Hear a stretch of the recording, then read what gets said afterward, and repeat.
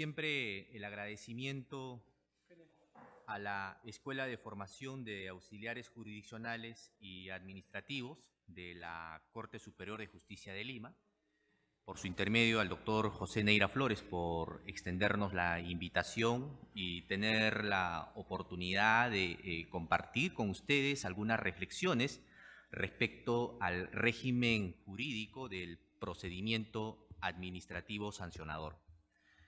Y como siempre va a ser un placer compartir, analizar, plantear algunos problemas conceptuales sobre el procedimiento sancionador y seguramente con la práctica que vamos en el desarrollo de la exposición formular, vamos a profundizar más los conceptos del procedimiento administrativo sancionador. Para esta oportunidad he creído por conveniente desarrollar esta ponencia bajo tres lineamientos. La primera, vamos a referirnos respecto a la situación actual del derecho administrativo sancionador. Seguidamente vamos a hablar sobre la matización de los principios de la potestad sancionadora de la administración. Y finalmente vamos a referirnos a las reglas y características del procedimiento sancionador, ¿correcto? Entonces, para que podamos tener mayor alcance. Bien, entonces, ¿cuál es la situación actual del derecho administrativo sancionador? Es una primera reflexión que deseo plantear en esta oportunidad. Tenemos que tener en consideración que el procedimiento sancionador se reconoce por primera vez en el año 2001 con la vigencia de la Ley 27.444. Existe un capítulo exclusivo respecto a la potestad sancionadora del Estado. Sin embargo, el reconocimiento de este procedimiento sancionador tiene mucha influencia de la ley de procedimiento administrativo común y de las administraciones públicas españolas del año 1992. Si ustedes revisan la ley de procedimiento administrativo español del año 92 respecto al capítulo correspondiente al procedimiento administrativo sancionador, usted podrá finalmente determinar de que nuestro modelo tiene esta influencia, la influencia española. Desde esa perspectiva, partimos nosotros de que en nuestro país las administraciones públicas empiezan a implementar el procedimiento sancionador en los diferentes sectores, y eso lo vamos a analizar progresivamente. Pero quería de alguna forma señalar cuál es esa influencia que tenemos. Entonces, el procedimiento administrativo sancionador definitivamente tiene que, desde una lógica de su desarrollo, debe partir su fortalecimiento, su conceptualización desde las administraciones públicas. Y eso es lógico, ¿no? O sea, si el procedimiento administrativo sancionador se aplica dentro de las administraciones públicas, se supone que quienes deben desarrollarla, conceptualizarla, darle el dinamismo, son las mismas administraciones. Sin embargo, esta situación no se presenta como uno quisiera, sino que quienes han desarrollado el procedimiento administrativo sancionador en nuestro país ha sido por una parte el Tribunal Constitucional y por otra la Corte Suprema. Entonces aquí viene una primera reflexión que deseo plantearles, ¿no? Si hablamos de un procedimiento administrativo sancionador que se aplica en las entidades del Estado, donde los operadores administrativos son los que investigan, los que recogen los medios probatorios suficientes, que sancionan y en algunos casos tienen tribunales administrativos, ¿por qué no se ha construido un procedimiento administrativo sancionador desde la mirada y desde el enfoque público? Y entonces vamos a vamos a tener la oportunidad de conocer y además de identificar un conjunto de sentencias, primero del Tribunal Constitucional y luego también de la misma Corte Suprema, respecto a esta materia, a esta disciplina que estamos discutiendo. Y entonces, cuando el Tribunal Constitucional desarrolla el procedimiento administrativo sancionador, empieza identificando la teoría del jus puniendi del Estado.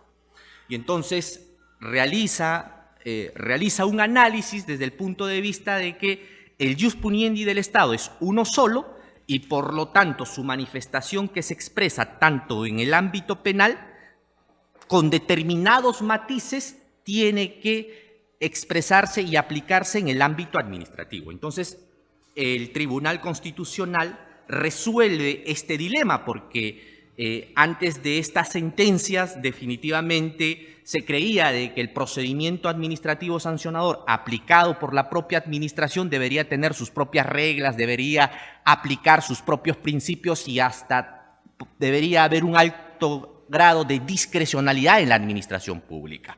Sin embargo, con la sentencia que emite el Tribunal Constitucional, específicamente en esta sentencia, la 2050 del año 2002, donde desarrolla la naturaleza del jus puniendi y dice que tanto el principio de legalidad, el principio de tipicidad, el non bis in idem, el de culpabilidad, deben aplicarse con determinados matices al procedimiento administrativo sancionador y en especial a los procedimientos disciplinarios. Entonces, este es un aporte, no es nuevo, porque ya el Tribunal Supremo Español y el mismo Tribunal Constitucional Español en el año 1980 y el 82 respectivamente ya se habían pronunciado respecto.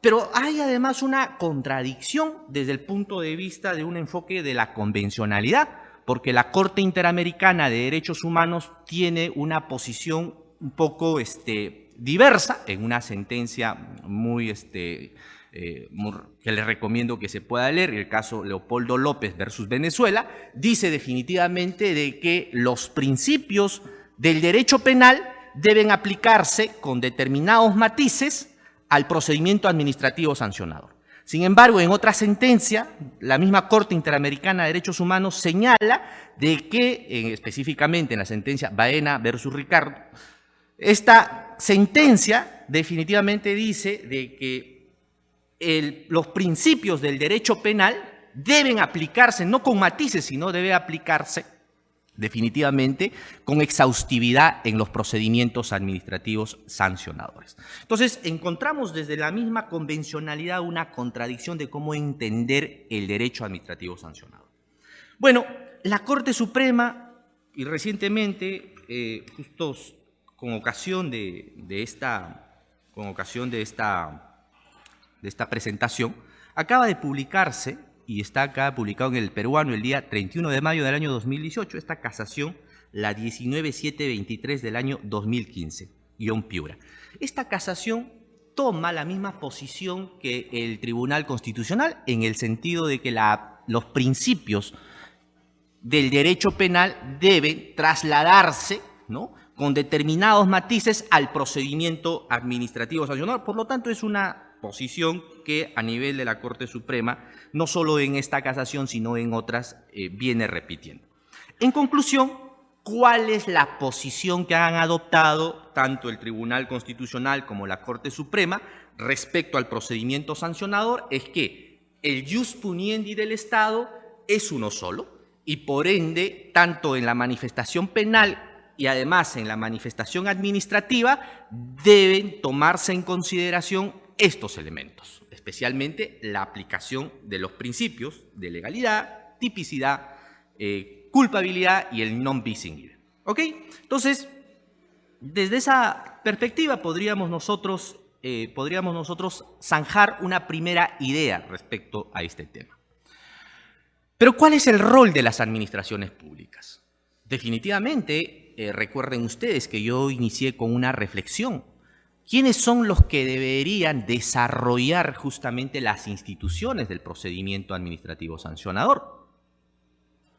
son las mismas administraciones, porque no olvidemos de que el control de constitucionalidad, o sea, refiriéndome al Tribunal Constitucional, tiene un enfoque más vinculado a una relación entre el control de la Constitución con las normas con rango de ley, y desde el punto de vista jurisdiccional existe una protección más de las garantías y de los derechos de los ciudadanos. Y la administración tiene otra filosofía u otro enfoque, que es la protección del interés general. Entonces, aquí viene una discusión. Entonces, ¿qué modelo o qué tipo de procedimiento administrativo sancionador debe prevalecer o en su defecto debemos desarrollar? Un procedimiento administrativo sancionador con una mirada desde la administración pública implica en consecuencia desde la protección del interés colectivo, del interés general, o un procedimiento administrativo sancionador desde una posición más garantista, una posición más de protección de los derechos de los ciudadanos. Y entonces esta discusión, que está desarrollada en dos grandes teorías, una teoría organizativa y la otra teoría ecléctica, también merecen una segunda reflexión en esta sesión. ¿Ok? Entonces, el procedimiento administrativo sancionador vista desde el punto de vista del interés de la administración pública, obvio que va a buscar que sus procedimientos sean más eficaces, que se desdeñen determinadas garantías con el propósito de castigar y por lo tanto lograr los fines de la prevención tanto general como especial. En consecuencia, si tú enfocas el procedimiento administrativo sancionador desde la óptica de la administración, obvio que tu propósito va a estar orientado más a una eficacia y vas a buscar más sanciones. Y entonces eso ha sido uno de los problemas que hemos encontrado en las administraciones. El procedimiento administrativo sancionador ha sido utilizada con fines recaudatorios, es decir, se imponían sanciones para recaudar más fondos o en su defecto para justificar determinadas políticas públicas. Hoy la administración pública en general cuenta con potestad sancionadora. Muchas entidades del Estado cuentan con potestad sancionadora. Entonces esa mirada del procedimiento administrativo sancionador, enfocándola exclusivamente desde el interés público, tiene determinados riesgos, tiene determinados problemas. La otra mirada, enfocar el procedimiento administrativo sancionador desde la garantía y protección y reconocimiento de los derechos de los administrados, implica en consecuencia que se incorporen dentro de ese proceso los derechos, no solo los que están previstos en la Constitución, sino que además algunos derechos que se aplican, por ejemplo, al momento de litigar, como el acceso permanente al expediente, la solicitud de los informes orales en cualquier momento o en cualquier etapa del procedimiento, la posibilidad de interponer apelaciones o la necesidad de contar con una segunda instancia. En fin, entonces, esa posición definitivamente ha tenido mayor influencia dentro de nuestro ordenamiento, a tal extremo que con las últimas modificaciones que se han llevado a cabo a la 2744 a través de este decreto legislativo 1272, donde las principales reformas se dan especialmente en el capítulo del procedimiento sancionador, se han incorporado más derechos de los administrados cuando tienen una relación directa con la administración, como por ejemplo el derecho al acceso permanente al expediente, a la notificación obligatoria del informe de pronunciamiento por parte del instructor, a establecer un plazo de caducidad, que antes por supuesto no existía, a precisar los principios de la prescripción, entre otros. O sea, son reformas que se han presentado que definitivamente son importantes y que esto contribuye justamente a identificar esta segunda mirada del procedimiento administrativo sancionador. Por lo tanto, tenemos estos dos enfoques, ¿ok? Tenemos el enfoque desde la perspectiva organizativa y desde la perspectiva ecléctica, donde lo que se busca es básicamente garantizar los derechos de los administrados y como consecuencia de una sanción definitivamente se producen efectos y hay determinados controles que se tienen que presentar, ¿ok? ¿Cuál es mi posición? Una posición personal. A ver, Las últimas modificaciones que se han llevado a cabo en la Ley de Procedimiento Administrativo General Española en el año 2015, quienes participaron en la elaboración de estas reformas, o sea, quienes tuvieron mayor interés, quienes tuvieron mayor protagonismo al momento de redactar la Ley de Procedimiento Administrativo Español, han sido los representantes de la administración pública, han sido los operadores de la administración pública. Es decir, se convocó a los integrantes del Consejo de Estado español, se convocó a los representantes de las comunidades autónomas, de los ayuntamientos y de los ministerios, y se formó una comisión para poder elaborar su ley, presentar propuestas para la modificación de su Ley de Procedimiento Administrativo General. Sin embargo, en nuestro país, la participación de la administración pública prácticamente ha sido exigua, ha sido una participación que no ha tenido ningún tipo de protagonismo, que si bien es cierto es el Ministerio de Justicia quien ha impulsado las reformas inicialmente, pero ha convocado a destacados profesionales del derecho administrativo, muchos vinculados a temas relacionados a la defensa técnica, y obvio que su mirada del procedimiento administrativo sancionador va a estar más relacionada a la posición ecléctica, más que a la posición organizacional, porque como estamos señalando, la posición organizacional es un enfoque exclusivamente de la administración. Entonces, en nuestro país, nuestro derecho administrativo sancionador o el procedimiento sancionador en sí, definitivamente tiene una influencia garantista. Tiene una influencia garantista. No digo que está mal, simplemente es la oportunidad para poder identificar las dos vertientes que se manejan a nivel del procedimiento administrativo sancionador. Cada una tiene sus puntos de vista que merecen también tomarlas en consideración. Muy bien.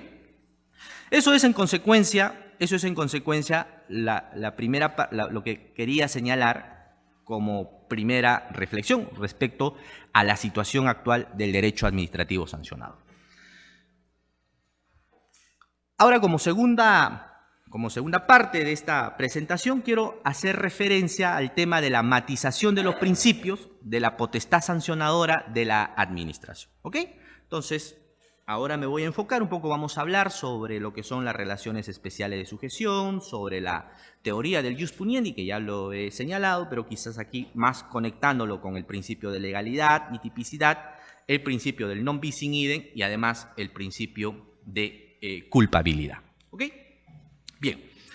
A ver, decía al inicio que las sentencias que han sido emitidas inicialmente por el TC y también por la Corte Suprema, que consideran que determinados principios que se aplican en el derecho penal tienen que aplicarse de manera matizada al procedimiento administrativo sancionador, se concretizan en estos principios que vamos a ver, en el principio de legalidad, tipicidad, el principio de culpabilidad y el principio del non bis in idem. ¿Ok?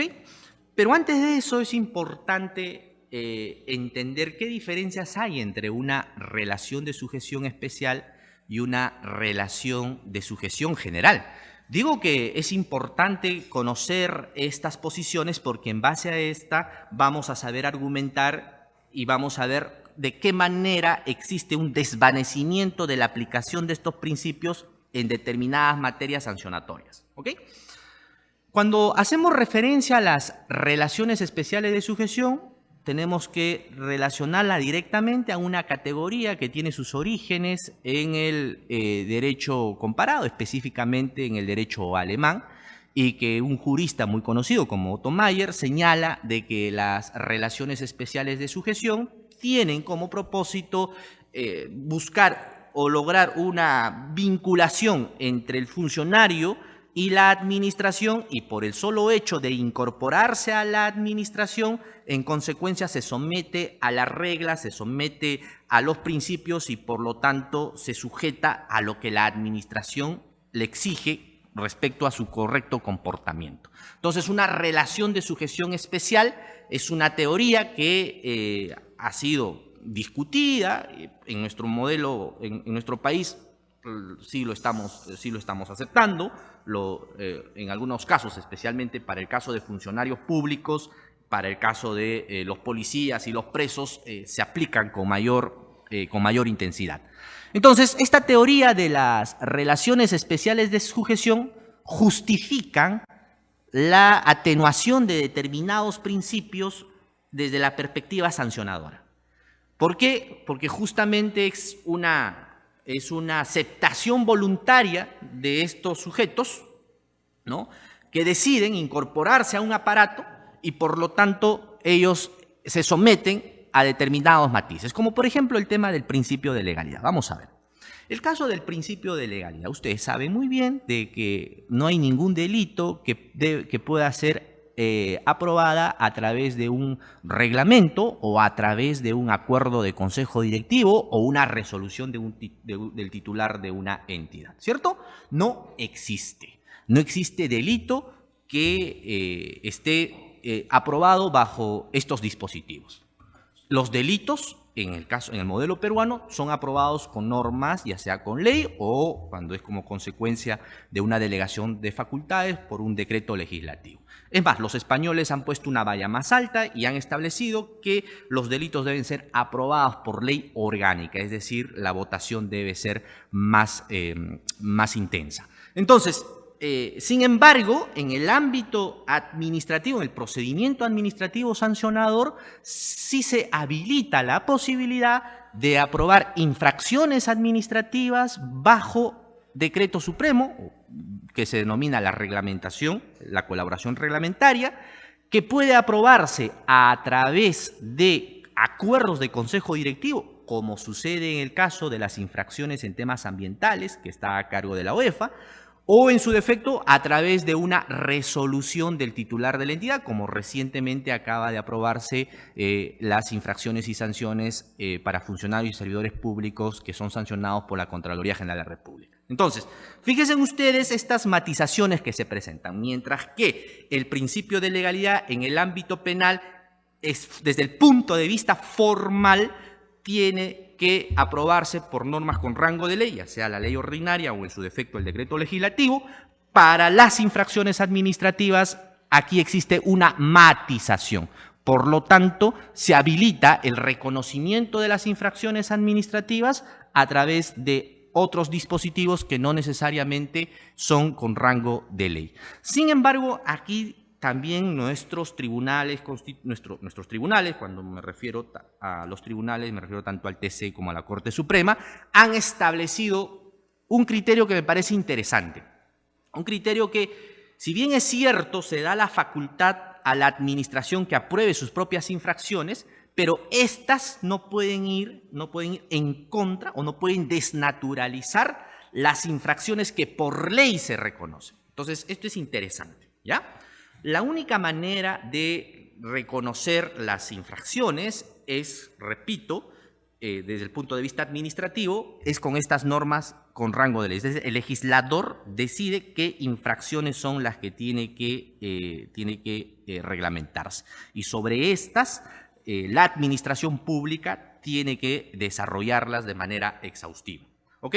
Entonces, aquí sí me parece de que la flexibilidad o la matización es definitivamente muy polémica, ¿no? O sea, tú le das una carta abierta a la administración pública para que te pueda incorporar infracciones, y muchas veces estas infracciones tienen conceptos jurídicos indeterminados o en su defecto son genéricas. Ese es un problema que todavía aún no se resuelve, porque justamente partió el mismo TC de que hay que aplicarlo de forma matizada y no se está limitando estos temas. Entonces, hay infracciones en el ámbito administrativo donde se utilizan los conceptos jurídicos indeterminados.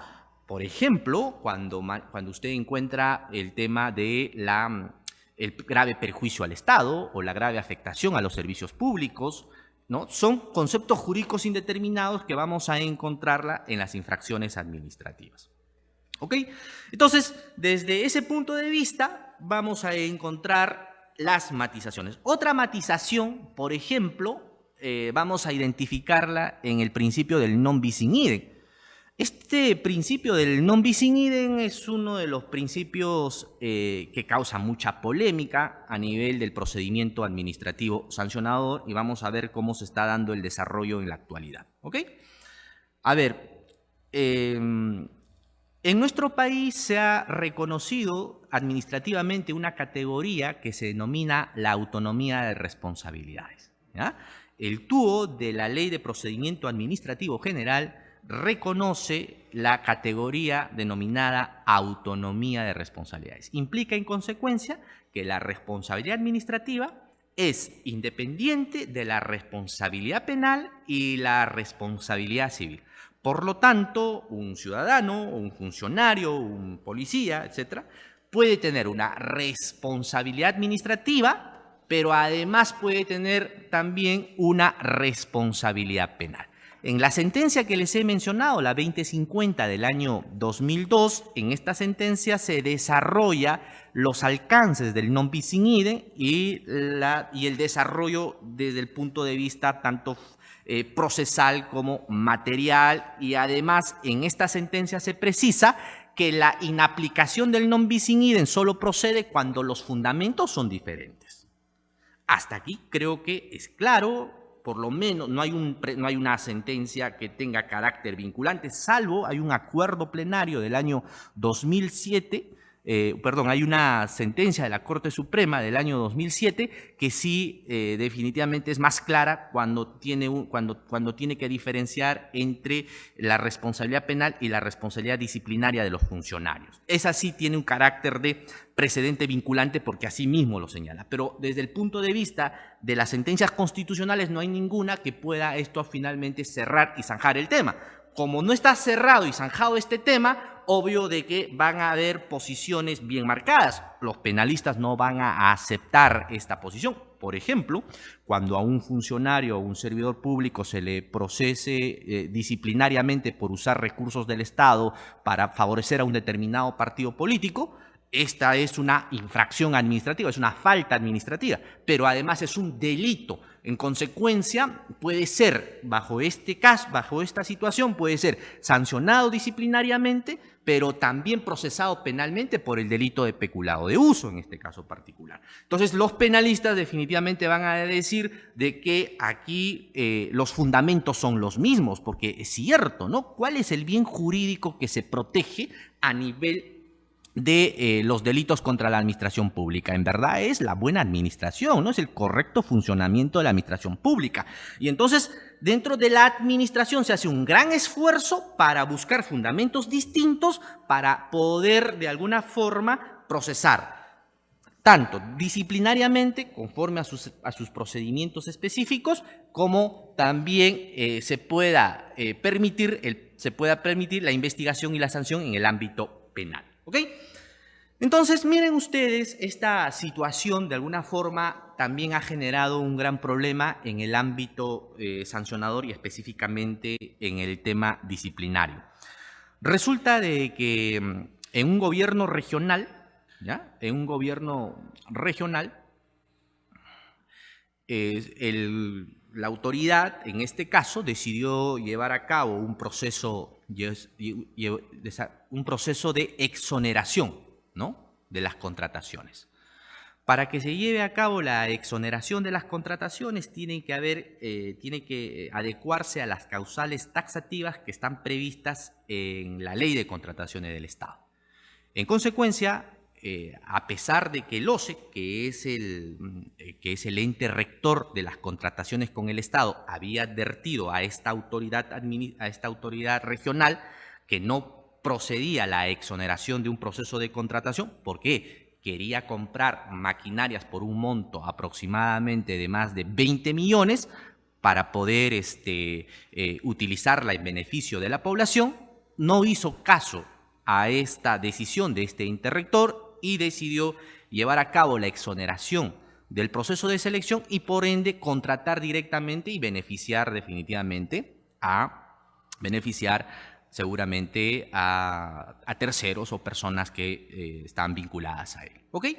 Entonces, frente a esa situación, ¿no?, la Contraloría hace una acción de control e identifica que existe responsabilidad de las máximas autoridades, pero también de las autoridades de nivel medio. En consecuencia, recomienda que se inicien procesos disciplinarios. Se inician los procesos disciplinarios y se identifica un perjuicio aproximadamente de 20 millones y en consecuencia la misma entidad definitivamente implementa el proceso disciplinario, investiga y castiga con una suspensión para algunos, para el gerente general, para el gerente de administración, una suspensión de 3, en el otro de 5 y el gerente de logística le dan 10 días de suspensión. ¿Ok? Entonces, una situación como esta, que ha creado un perjuicio al Estado por 20 millones, que el OCE, que es el ente rector, le ha advertido que no se adecúan, no se cumplen los causales para la exoneración, desde el punto de vista administrativo, la autoridad, bajo esa autonomía administrativa que tiene y desde esa perspectiva de de implementar su procedimiento disciplinario, castiga con una sanción totalmente leve.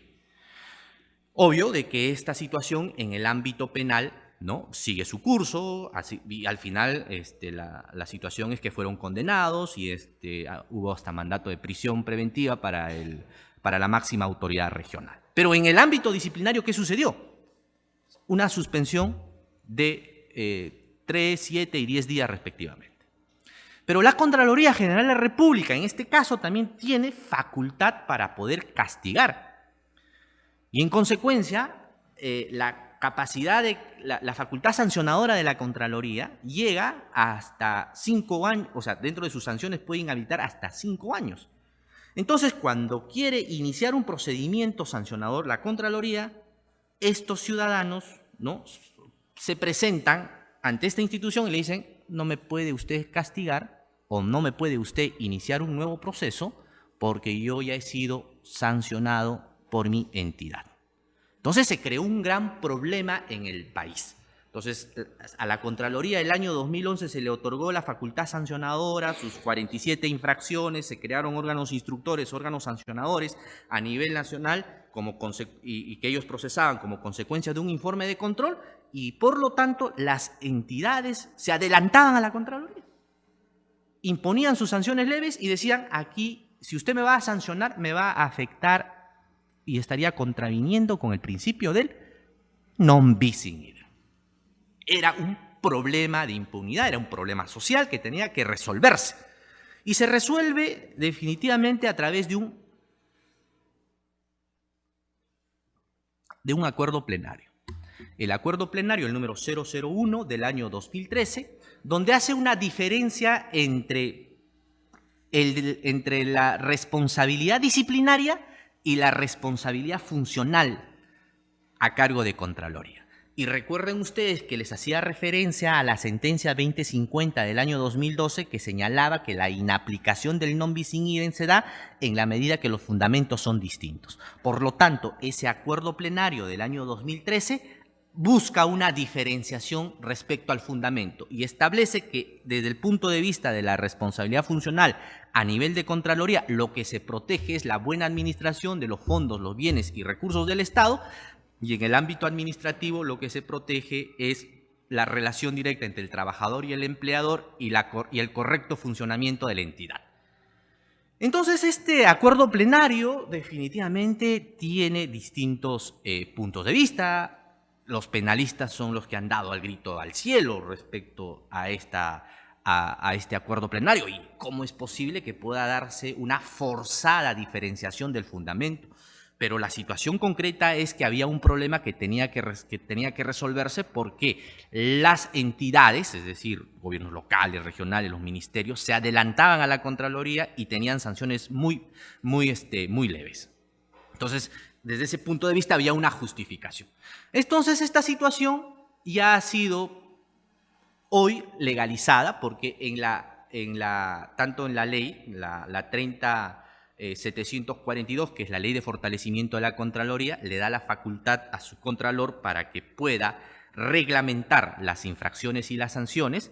Y entonces en este reglamento, que ha sido aprobado por resolución de Contralor, la 100 del año 2018, en el artículo 5 se ha resuelto este problema y se ha establecido de que prevalece la potestad sancionadora de la Contraloría aún existiendo sanción disciplinaria.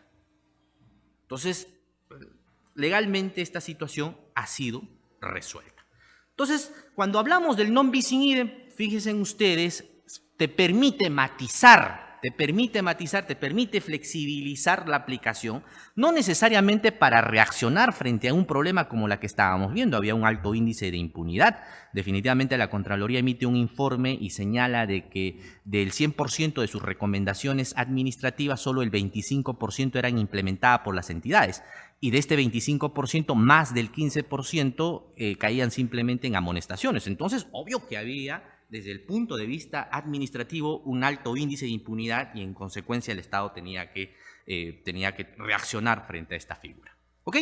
Entonces, respecto al tema del non bis in idem, va a seguir escribiéndose muchas cosas, comentándose muchas cosas. Yo simplemente tendría que decir que estamos recogiendo la misma tendencia del Tribunal Supremo Español respecto a que es importante la diferenciación de la fundamentación. En consecuencia, sobre eso ha habido muchas sentencias, repito, el mismo TC, en el caso de la Corte Suprema, un precedente vinculante cuando hay una diferencia en la materia penal y disciplinaria.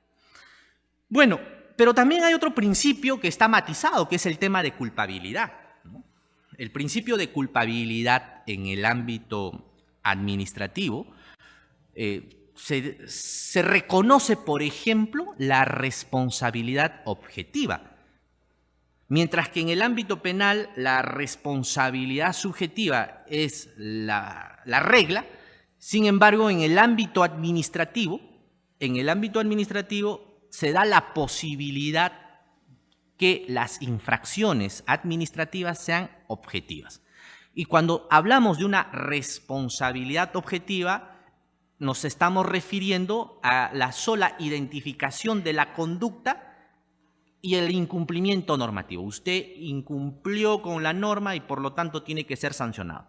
La norma dice textualmente que los recursos del canon debe utilizarlo exclusivamente para obras de infraestructura y proyectos de inversión, y si usted ha incumplido con esa ley y en vez de utilizarlo para esos aspectos, lo ha utilizado para incrementar remuneraciones, en consecuencia usted tiene que ser castigado, ¿no? La responsabilidad objetiva se refiere específicamente a identificar la conducta con el incumplimiento normativo. Oye, pero hay que valorar los aspectos, si hubo o no negligencia, si hubo o no intencionalidad, si hubo ánimos o no de perjudicar al Estado. No. Estos aspectos, cuando hablamos de una responsabilidad objetiva, no son parte de una valoración. Entonces, las administraciones públicas tienen esa posibilidad de contar con infracciones objetivas. Los tiene el OCE, por ejemplo. Las infracciones que se dan en tema de contrataciones con el Estado son objetivas, ¿no? En materia ambiental, de igual manera, tienen el carácter objetivo, y a nivel también de la misma Contraloría, con la Ley 30.742, se ha reconocido que algunas de sus infracciones puedan ser de carácter objetivo. Entonces, miren ustedes de que acá existe una matización. Dentro del procedimiento administrativo sancionador en las entidades sí se da la posibilidad del reconocimiento de la responsabilidad objetiva.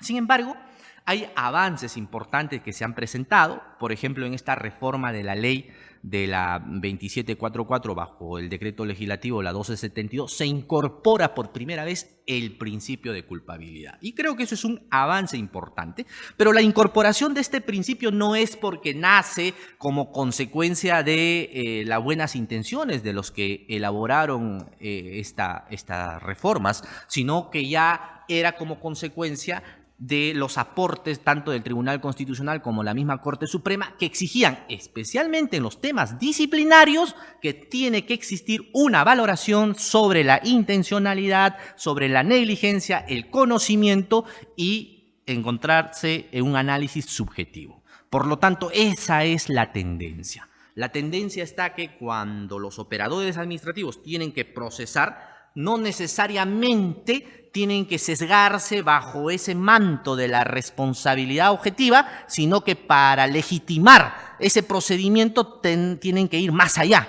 Implica en consecuencia hacer esas valoraciones que impliquen demostrar si hubo intencionalidad, si hubo conocimiento, si hubo no negligencia, ¿no? Los operadores administrativos tienen que identificar la conducta más que los hechos. Eso es una regla que lo ha establecido muy bien nuestros tribunales. Ok, entonces, desde ese punto de vista, podríamos hacer referencia a estas matizaciones que se han dado tanto al principio de legalidad, tipicidad, al non bis in idem y en la culpabilidad. Y el tercer aspecto que quería presentarles en esta ponencia era cuáles son las características y las reglas del procedimiento sancionado. Y con eso ya estaríamos culminando esta sesión y quizás si hay la oportunidad de poder con ustedes reflexionar o debatir sobre otros puntos que consideren pertinentes. Entonces, el tercer punto son las características y las reglas del procedimiento sancionado. ¿Ya?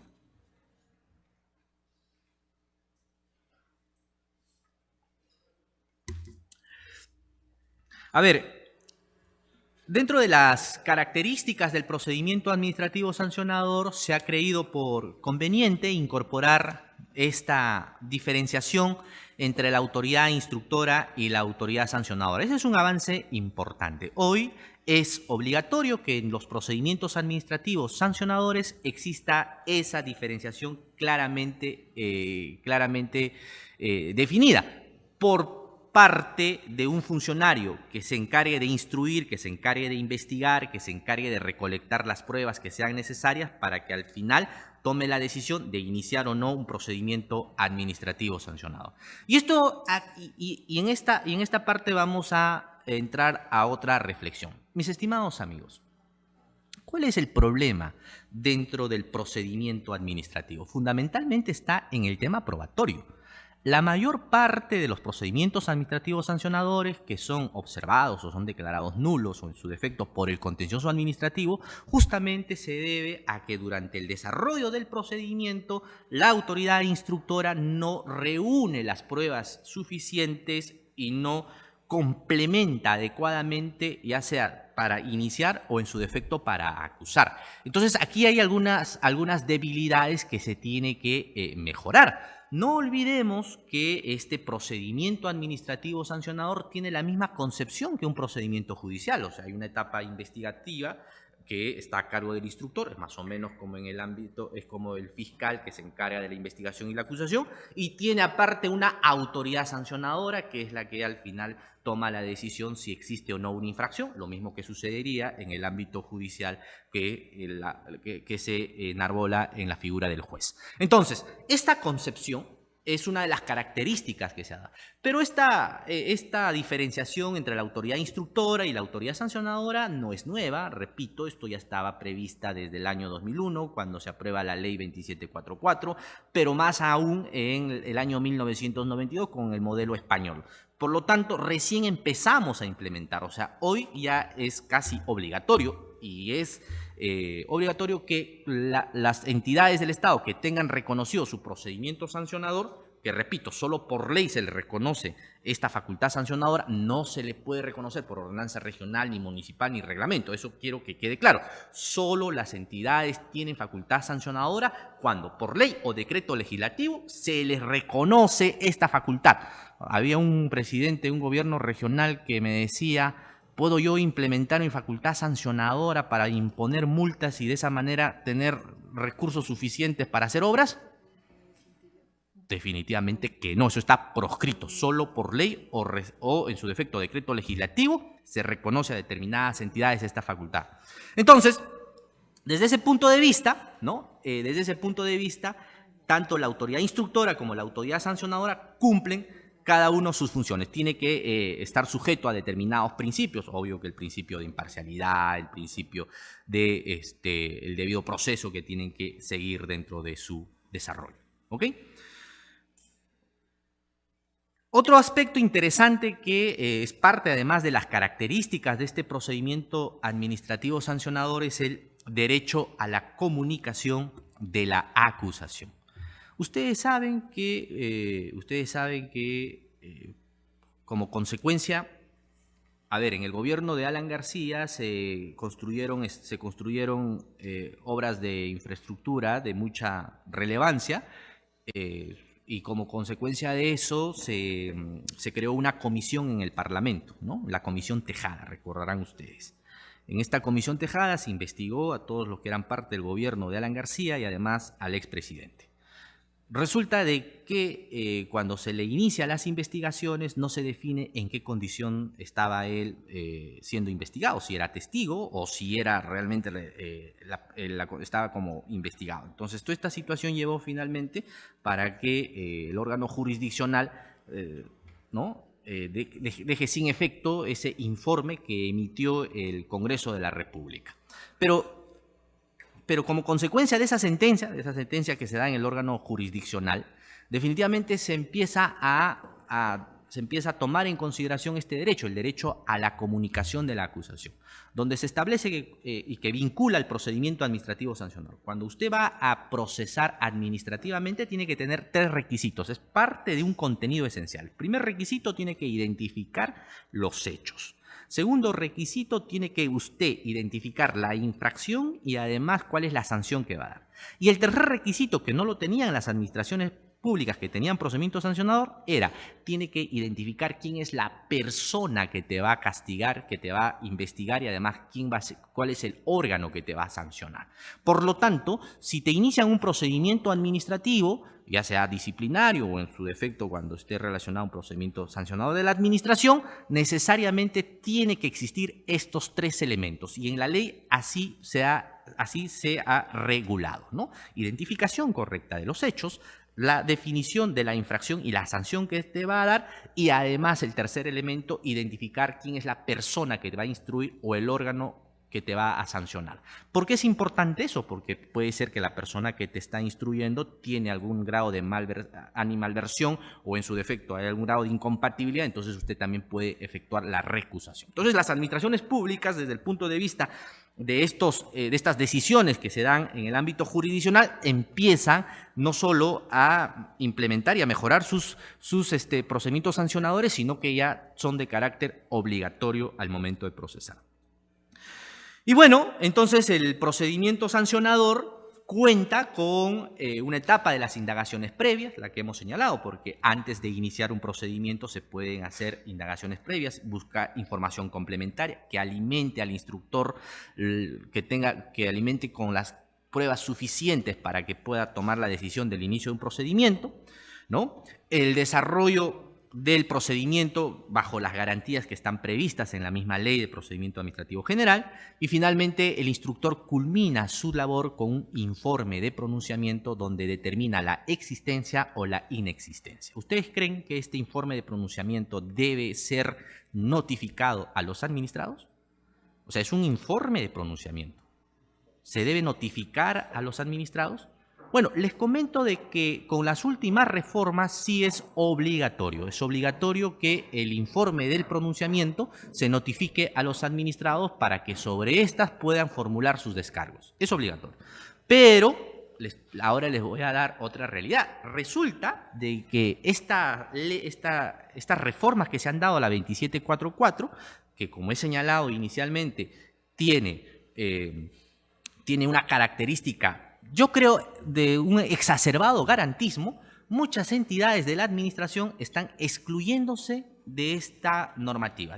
El primero que se excluyó fue SUNAT, porque las reformas que estaban previstas en la 1272, como les había señalado, exigía la incorporación del principio de culpabilidad, del acceso al expediente, la comunicación del informe de pronunciamiento y, en fin, un conjunto de derechos que se reconocía a los administrados dentro de un procedimiento sancionado. Entonces, el primero en excluirse fue la SUNAT.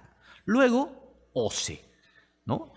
Y posteriormente, la SBC. Y recientemente la Contraloría. Entonces, las entidades del Estado están excluyéndose de los alcances de la 1272. Y yo ingreso a la siguiente reflexión. ¿Por qué creen que sucede eso?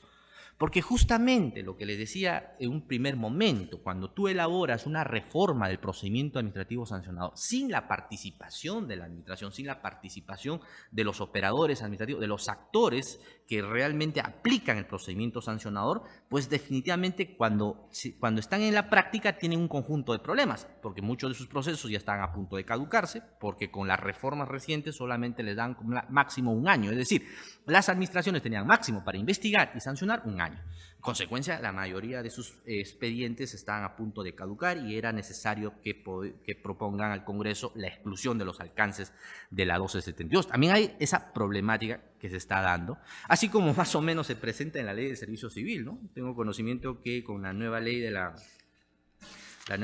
carrera o del trabajador, si no me equivoco, esta ley, la 3745, la ley de la carrera del trabajador judicial, también se excluyen de servir, pero antes de esto se excluyó los trabajos del Congreso, se excluyeron los trabajos del SBS, del BCR, y en fin, ahora todas las entidades quieren salir del servir. Lo mismo está pasando con las reformas de la 2744, del decreto 262, todas las entidades quieren salir de estas reformas. Entonces, este es un problema de institucionalidad, pues, ¿no? Es un problema de institucionalidad cuando las normas no se hacen con participación, cuando no existe realmente una democratización de los modelos que queremos seguir, y en consecuencia vamos a seguir encontrando este tipo de debilidades. Muy bien, amigos, yo creo que, quería compartir con ustedes estos 3 puntos. En primer lugar, la situación actual del derecho administrativo sancionador, desde un punto de vista más alegórico, podría decir de que es un adolescente, ¿ya? Es un adolescente que, como está en un proceso, un adolescente que está desarrollando, que está en un proceso de desarrollo, pero es un adolescente inseguro, porque recibe diferentes opiniones, diferentes orientaciones, y entonces no sabe muchas veces lo que quiere y puede tomar decisiones que al final pueden perjudicarle en el futuro. Eso más o menos sucede con el procedimiento administrativo sancionador peruano. El derecho administrativo sancionador peruano es un adolescente que recibe muchas influencias del Tribunal Constitucional, del mismo Poder Judicial. No digo que están mal, pero los padres quienes deberían participar en la formación, que es, en este caso, sería la administración pública, no tiene ese protagonismo. Eso tiene que mejorarse. Entonces, es una tarea de los tribunales administrativos. No olvidemos que las entidades públicas que tienen procedimiento sancionador cuentan con tribunales administrativos, el Tribunal Fiscal, el Tribunal de Los, el Tribunal de Indecopi, el Tribunal del Consejo de Minería, de la Contraloría, el Tribunal de la Policía, en fin, casi la mayoría de las entidades cuentan con sus tribunales, pero sus tribunales administrativos no están construyendo, no están desarrollando las instituciones propias del procedimiento sancionador, a tal extremo que en esta casación que les he hecho referencia, la casación 19723 del año 2015, la Corte Suprema ha desarrollado ya el tema de la figura de la suspensión de la prescripción. Una figura que debería hacerlo la misma administración, ¿cierto? O sea, los mismos tribunales operadores de la ley 2744, pero estamos, como ven ustedes, teniendo los aportes importantes de tanto el TC como la Corte Suprema.